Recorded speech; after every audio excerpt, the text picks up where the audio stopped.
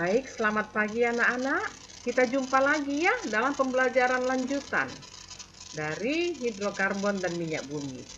Kalau sudah kemarin kita bicarakan tentang alkana, alkena, alkuna, ya isomer ya. Sekarang kita lanjutkan dengan minyak bumi. Nah, anak-anak kami perhatikan ya.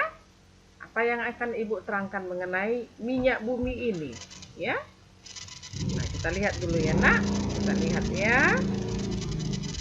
Nah, mengenai senyawa hidrokarbon dan isomernya sudah. Kita masuk pada minyak bumi dan gas alam. Oke? Nah,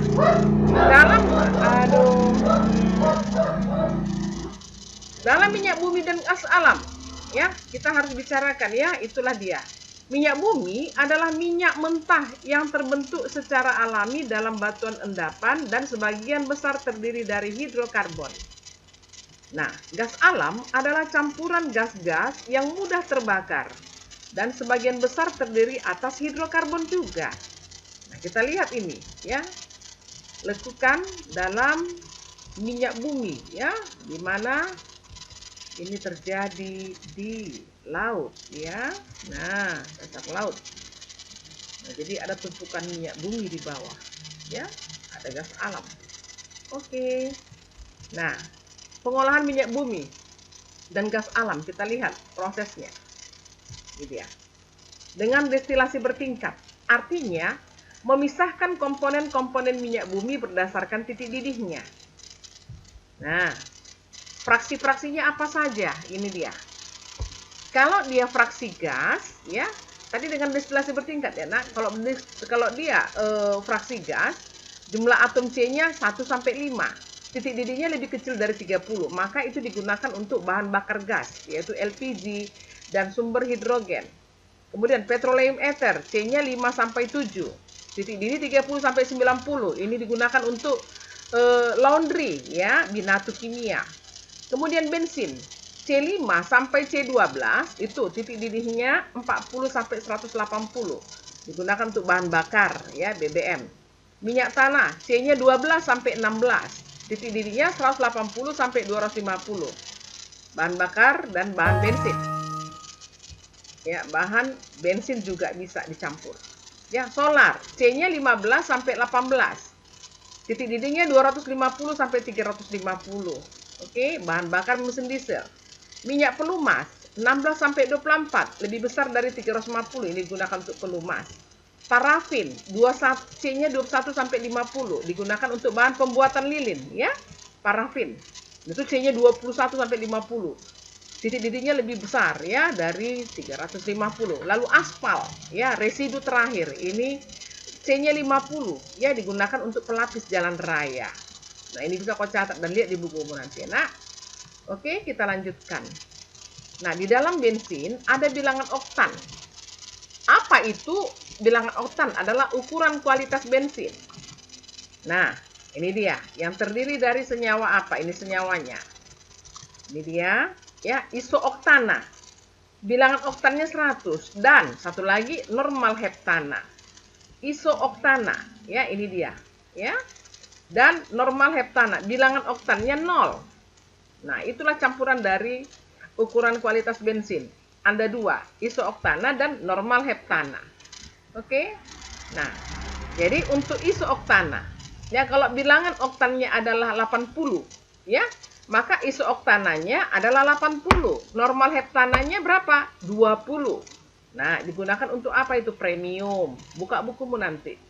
Kalau kalau isooktananya punya bilangan oktan, maka bilangan oktan yang tadi itu adalah 80.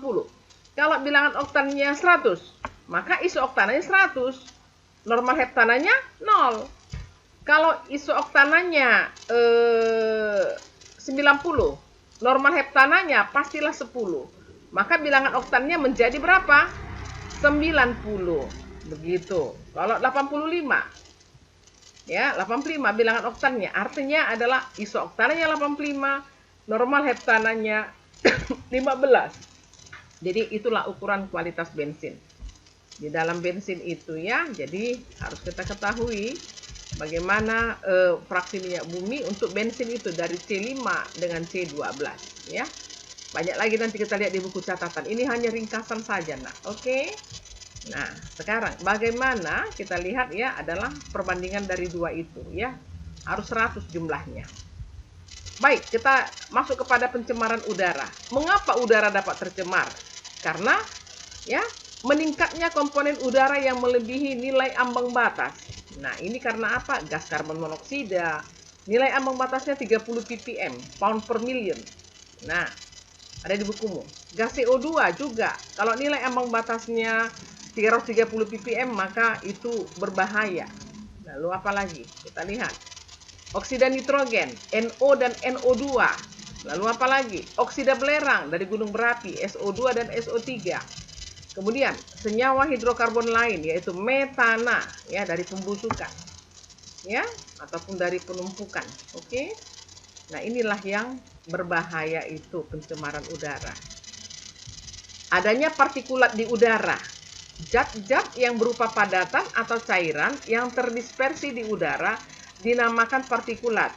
Jika jumlah partikulat di udara cukup tinggi atau merupakan zat yang berbahaya, maka partikulat tersebut dianggap sebagai zat pencemar udara. Partikulat itu dihasilkan melalui aktivitas manusia, misalnya proses-proses industri, pembakaran mesin-mesin kendaraan bermotor, atau melalui kejadian alam seperti letusan gunung berapi, badai, kebakaran hutan, dan lain-lain. Jadi itulah dia ya.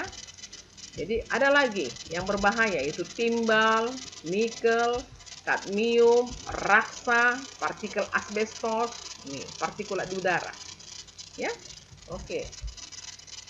Nah, apa yang dimaksud dengan efek rumah kaca? Apa yang dimaksud dengan pemanasan global? Nanti bisa kau jawab, ya, ada di bukumu.